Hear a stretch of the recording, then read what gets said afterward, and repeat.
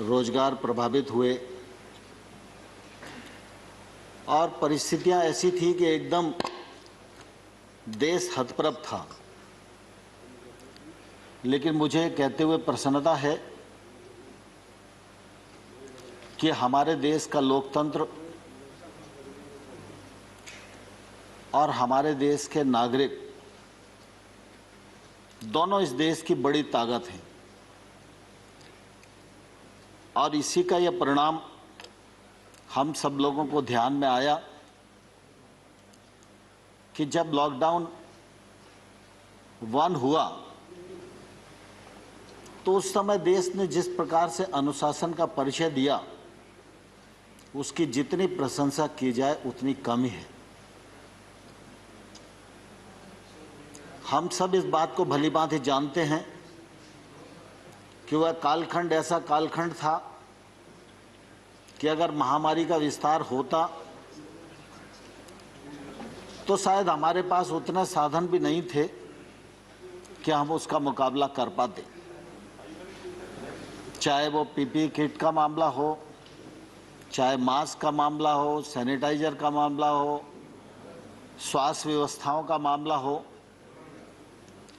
लेकिन प्रधानमंत्री नरेंद्र मोदी जी ने बहुत ही गंभीरता के साथ, साहस के साथ जो निर्णय किए और उन निर्णयों का जिस प्रकार से 100% पालन में राज्य सरकारों ने, नागरिकों ने भूमिका निभाई, वह निश्चित रूप से अविस्मरणीय है।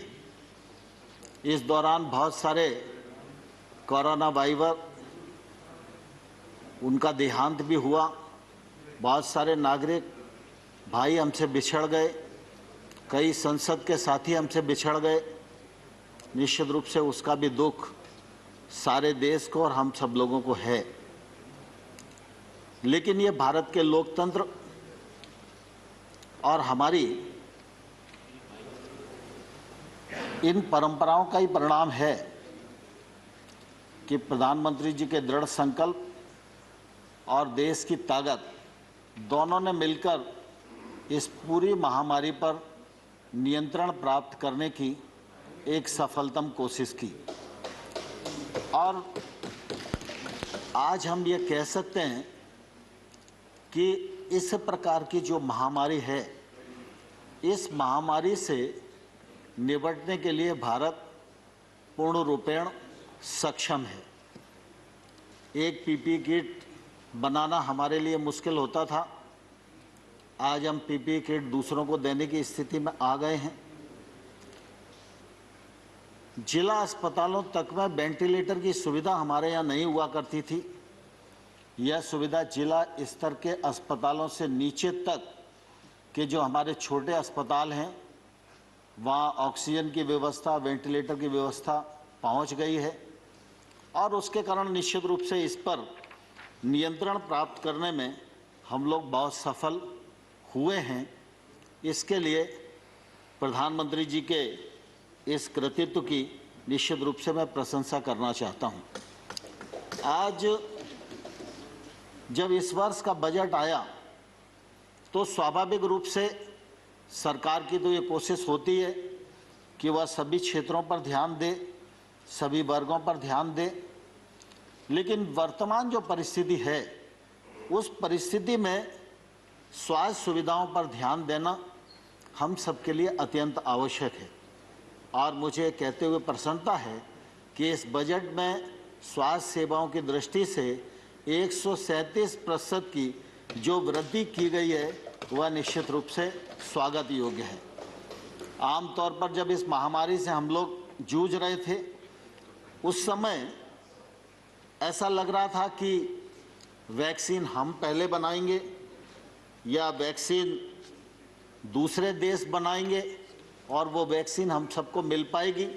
लेकिन मैं आपके माध्यम से सभी लोगों को यह कहना चाहता हूँ कि हमारे देश के वैज्ञानिकों ने वैक्सीन बनाकर जो देश को देशी उपलब्ध कराई, इसके कारण निश्चित रूप से भारत की ताकत भी बढ़ी है, भारत की प्रतिष्ठा भी बढ़ी है और हमारे वैज्ञानिकों का सम्मान भी बढ़ा है। कोरोना के इस कालखंड में चाहे उस समय दवाइयों को देने का मामला हो और चाहे आज वैक्सीन को देने का मामला हो, भारत दूसरे देशों की भी मदद कर रहा है। यह हम सब भारतीयों के लिए निश्चित रूप से बहुत ही गर्व की बात है। हम सब इस बात को भलीभांति जानते हैं कि प्रधानमंत्री नरेंद्र मोदी जी दूसरी बार बड़े बहुमत के साथ प्रधानमंत्री बने हैं। कई बार यह बात आती है हमारे प्रतिपक्ष के विद्वान वक्ताओं के मुंह से कि भाई आप तो ये कहते हैं कि सब मोदी जी की सरकार ने किया है और बाकी पिछली सरकारों ने कुछ भी नहीं किया। मैं इस मामले में ध्यान दिलाना चाहता हूं और यह कहना चाहता हूं कि इस प्रकार का आरोप लगाना उचित नहीं है। नरेंद्र मोदी जी ने सेंट्रल हॉल के अपने पहले भाषण में, जब उनको नेता पहले कार्यकाल में चुना जा रहा था तब भी, और 15 अगस्त के लाल किले से दिए जाने वाले उद्बोधन में भी उन्होंने यह कहा था जोर देकर कि मेरे पूर्व की जितनी सरकारें हैं उन सब सरकारों का योगदान देश के विकास में अपने अपने समय पर रहा है। और इसलिए इतनी बड़ी लोकतांत्रिक यात्रा और इतना बड़ा देश और उसकी प्रगति, उस मामले में ऐसा सोच न तो नरेंद्र मोदी जी का है और ना ही नरेंद्र मोदी जी की सरकार का है और ना आने वाले कल में रहेगा। लेकिन स्वाभाविक रूप से यह तो सच है कि जो काम नरेंद्र मोदी जी के कार्यकाल में होगा, जिस ऊर्जा से होगा, जिस गति से होगा, जिस पारदर्शिता से होगा, जिस दृढ़ संकल्प से होगा, तो उसका उल्लेख तो हम लोग भी करेंगे और आप भी हाउस में नहीं करोगे, लेकिन व्यक्तिगत बातचीत में तो आप सबको भी एहसास होगा ही कि ठीक हो रहा है। तो इसलिए इस प्रकार का सोच मुझे लगता है उपयुक्त नहीं है। प्रधानमंत्री नरेंद्र मोदी जी की सरकार गांव, गरीब और किसान के लिए पूरी तरह प्रतिबद्ध है और आने वाले कल में भी प्रतिबद्ध रहेगी। मैं गांव से ही अपनी बात को शुरू करना चाहता हूं। आपको ध्यान होगा जब 13वां फाइनेंस कमीशन आया था, उस समय फाइनेंस कमीशन की रिकमेंडेशन के अनुसार मंत्रिपरिषद जो तत्कालीन थी उसने मंजूर किया था कि देश की 2.5 लाख पंचायतों को 65,000 करोड़ रुपया 5 साल में मूलभूत की राशि उपलब्ध कराई जाएगी। मोदी जी की सरकार आई तो 14वें फाइनेंस कमीशन की रिपोर्ट आई। फाइनेंस कमीशन ने रिकमेंड किया कि पंचायतों को 2,292 करोड़ रुपया दिया जाना चाहिए। सरकार बनी थी, स्वाभाविक रूप से सरकार के मन में यह बात रहती कि पैसा अगर हमारे हाथ में रहेगा तो हम ज़्यादा कुछ योजनाएं बना सकेंगे, खर्च कर सकेंगे। लेकिन उस समय मोदी जी ने दोनों रिकमेंडेशन हूबहू स्वीकार की। एक तो ग्राम पंचायतों को 2,292 करोड़ रुपया ग्राम पंचायतों के लिए, और जो राज्यों को 32% दिया जाता था उसके स्थान पर 42%। और मुझे ध्यान है उस समय कैबिनेट में कई लोगों ने अपने अपने विचार रखे थे। तो मोदी जी ने कहा था कि देखिए, गांव का विकास करना है तो पैसा गांव में पहुंचना चाहिए और केंद्र से ज्यादा अच्छी पहचान राज्य अपने क्षेत्र की समस्याओं के लिए कर सकते हैं। वो समस्याओं के नजदीक हैं, निराकरण उनके हाथ में है, और अगर पैसा उनके पास रहेगा तो वो अच्छी योजनाएं बना सकेंगे, और जब राज्य आगे बढ़ेंगे तभी देश आगे बढ़ेगा। इस भावना के अंतर्गत 32 से 42% पैसा उस समय देना स्वीकार किया था।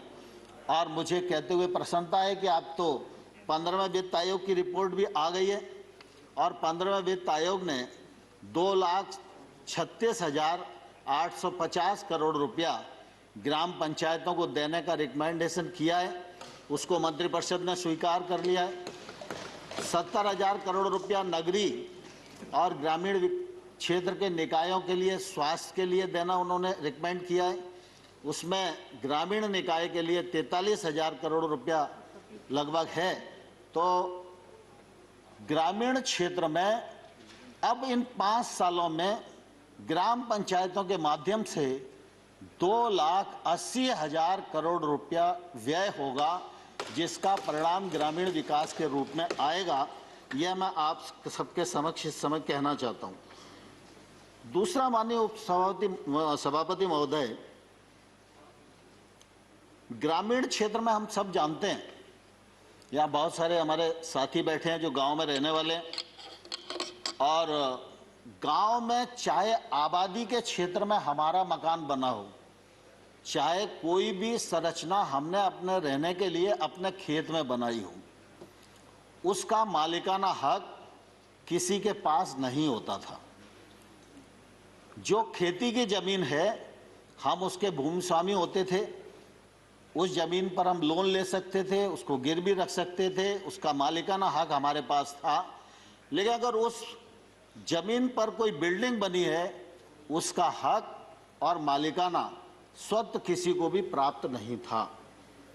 मुझे कहते हुए प्रसन्नता है कि गत वर्ष पंचायती राज दिवस के अवसर पर हमने प्रधानमंत्री जी को अनुरोध किया और स्वामित्व नामक स्कीम प्रारंभ की, जिसको 6 राज्यों में हम लोगों ने पायलट किया और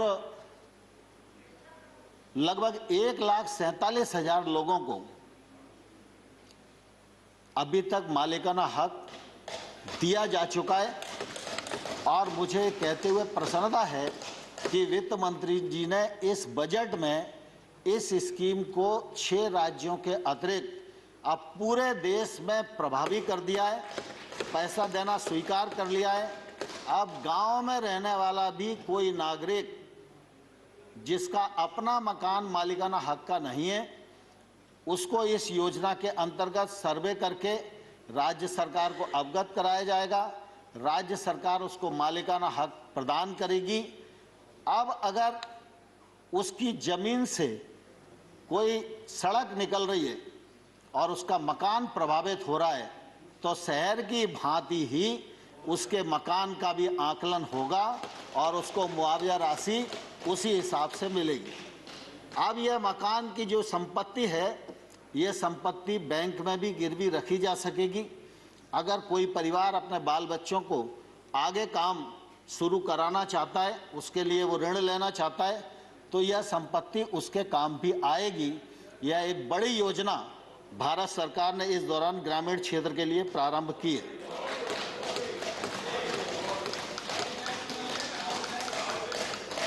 दूसरा, माननीय सभापति महोदय, मनरेगा, यह तो सच है कि आप सबके कार्यकाल में प्रारंभ हुआ। फिर यह भी बात कही जाती है कि कुछ लोग कहते थे कि मनरेगा गड्ढों वाली योजना है। तो आप भी इस बात को अच्छे से जानते हो, हम भी इस बात को अच्छे से जानते हैं कि भाई जब तक आपकी सरकार थी तब तक निश्चित रूप से उसमें गड्ढा खोदने का ही काम होता था। लेकिन मुझे कहते हुए प्रसन्नता भी और गर्व भी है, शुरुआत आपने की, लेकिन उस योजना को परिमार्जित हमने किया। और आज मैं यह गर्व के साथ कह सकता हूं कि मनरेगा के अंतर्गत बनने वाली लाखों जो संरचनाएं हैं, उनको जियोटैग करने का काम किया। मनरेगा के मजदूर को उसके अकाउंट में पैसा जाए मजदूरी, केंद्र सरकार से यह सुनिश्चित किया। और मनरेगा बहुआयामी बने, बहुउपयोगी बने। मनरेगा सिर्फ लोगों को अकेला रोजगार देने का ही काम ना आए, रोजगार तो व्यक्ति को मिले ही, लेकिन ऐसी संरचना बने, किसी गरीब आदमी के यहाँ कैटल शेड बन जाए तो पशुपालन के लिए उसको काम आएगा, उसकी ताकत बढ़ेगी। छोटा मोटा गांव में तालाब बन जाए तो जल रुकेगा, उससे जल का संवर्धन होगा। तो मनरेगा को हम लोगों ने परिमार्जित किया, मनरेगा में निरंतर पैसे को बढ़ाया, और जब पिछले बार कोविड का संकट आया तो 61,000 करोड़ का बजट था, उस बजट को बढ़ाकर 1,11,500 करोड़ रुपया देना सुनिश्चित किया। तो मनरेगा के माध्यम से 10 करोड़ से अधिक लोगों को रोजगार मिला। 324 लाख करोड़ मानव दिवस सृजित हुए, और मनरेगा के माध्यम से निश्चित रूप से जो ठीक उपयोग किया जा सकता था वो करने का प्रयास भारत सरकार ने किया। अभी माइग्रेंट लेबर की भी बात आई, तो मनरेगा ने भी ये सुनिश्चित किया कि माइग्रेंट लेबर को रोजगार मिले, और फिर प्रधानमंत्री जी ने गरीब कल्याण रोजगार अभियान भी संचालित किया। इस अभियान के अंतर्गत 50,000 करोड़ रुपए का प्रावधान किया गया, और इसके माध्यम से भी बड़ी मात्रा में रोजगार के अवसर खुले और लोगों को रोजगार मिला। मुझे कहते हुए प्रसन्नता है कि देश में चाहे बड़ी सड़क बने, चाहे चतुर्भुज योजना बने, और चाहे छोटे से छोटे गांव में गांव का व्यक्ति भी डामरीकृत सड़क को जोड़ पाए, उसका उपयोग कर पाए, यह कल्पना भारत के पूर्व प्रधानमंत्री अटल बिहारी वाजपेयी जी ने की थी। अटल बिहारी वाजपेयी जी ने जो रोड मैप बनाया था कि 6 लाख गांव को, 1,80,000 बसाहटों को 2007 तक डामरीकृत सड़क से जोड़ दिया जाएगा, वह काम पूरा नहीं हुआ क्योंकि अटल जी की सरकार बीच में चली गई। मुझे कहते हुए प्रसन्नता है कि बीच के कालखंड की जो स्थिति रही वो अलग है। आज फिर उस काम को प्रारंभ किया है। फर्स्ट फेज, सेकंड फेज पूर्णता की ओर है, और मुझे कहते हुए प्रसन्नता है कि जब प्रधानमंत्री नरेंद्र मोदी जी ने दूसरा कार्यकाल प्रारंभ किया तो 80,250 करोड़ रुपए की लागत से 1,25,000 किलोमीटर सड़क थर्ड फेज के अंतर्गत बनाई जाएगी। यह भी हम लोगों ने सुनिश्चित किया, बनाई जाएगी, जिसमें 42,000 किलोमीटर जो है स्वीकृत हो गई है। बहुत सारी जगह उसके शिलान्यास, भूमि पूजन भी सांसद लोग कर रहे हैं। तीसरा, ग्रामीण क्षेत्र में हम जानते हैं कि आजीविका की बड़ी आवश्यकता है। 66 लाख सेल्फ हेल्प ग्रुप को शक्ति संपन्न बनाने की कोशिश की जा रही है। अभी तक उनको बैंक से जो ऋण का लिंकेज हुआ है वो लगभग 3 लाख करोड़ का है। उनका एनपीए जो कभी 2014 से पहले 23% हुआ करता था, आज हम लोगों ने परिमार्जित करके 2% तक उसको लेकर आए। और आप सब देखेंगे कि जब कोविड का संकट आया तो शहर में तो जागरूक थे, पढ़े लिखे लोग थे, लेकिन गांव में भी ग्राम पंचायत का सचिव, रोजगार सहायक, आशा वर्कर और सेल्फ हेल्प ग्रुप की महिलाओं ने कोविड प्रोटोकॉल का 100% पालन करने में अपनी भूमिका का निर्वाह किया। चाहे वो मास्क बनाने का मामला हो, सैनिटाइजर बनाने का मामला हो, उन सब ने देश के उस कालखंड के दौरान जो अपनी भूमिका थी, उस भूमिका का निर्वाह करने की पूरी एक सफलतम कोशिश की है। मैं सदन के माध्यम से सेल्फ हेल्प ग्रुप की सभी बहनों को बधाई भी देना चाहता हूं। माननीय अध्यक्ष महोदय, माननीय सभापति महोदय, निश्चित रूप से ग्रामीण विकास के क्षेत्र में गरीब आदमी के जीवन स्तर में बदलाव आए, इस बात का सद प्रयत्न और संकल्प प्रधानमंत्री मोदी जी का रहा। मुझे कहते हुए प्रसन्नता है कि प्रधानमंत्री आवास योजना को दोबारा से परिमार्जित करके बनाया गया। आकार बढ़ाया गया, पैसा बढ़ाया गया।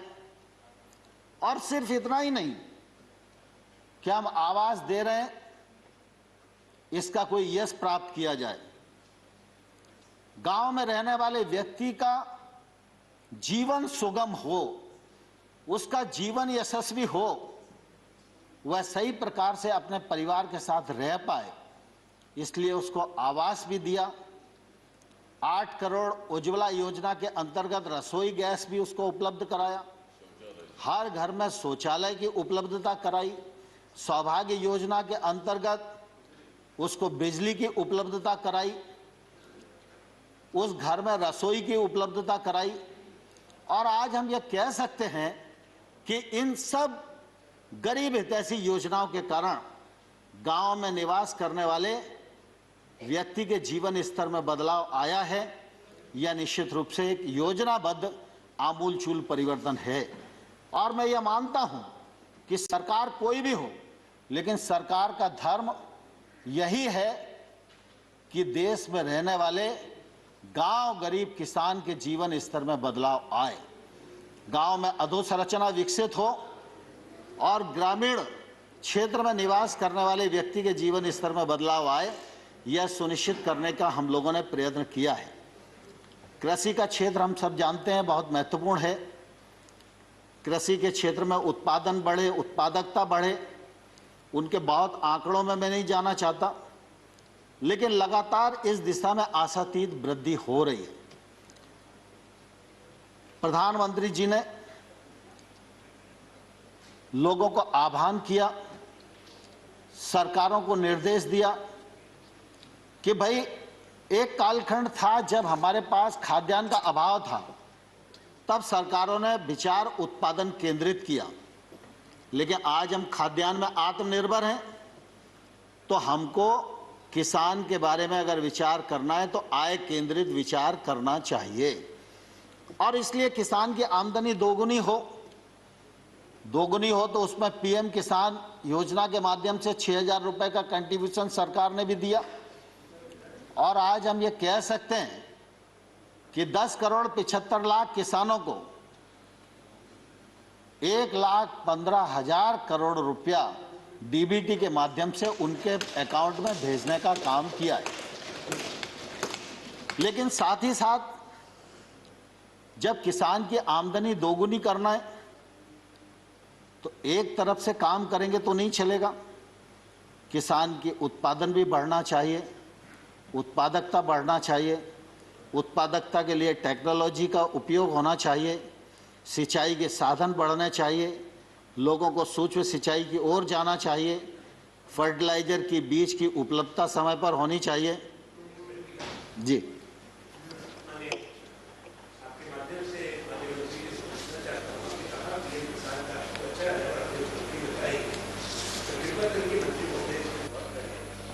इस साल के बजट में पढ़ा है और से उसमें 10,000 रुपया पीएम किसान में कम किया है, तो 10,000 करोड़। तो कृपा करके जरा उसमें वित्त मंत्री से बात करके इसमें आज के समय में जब इतनी बड़ा उत्पादन हो रहा है, इसको कम करना उचित है। आनंद जी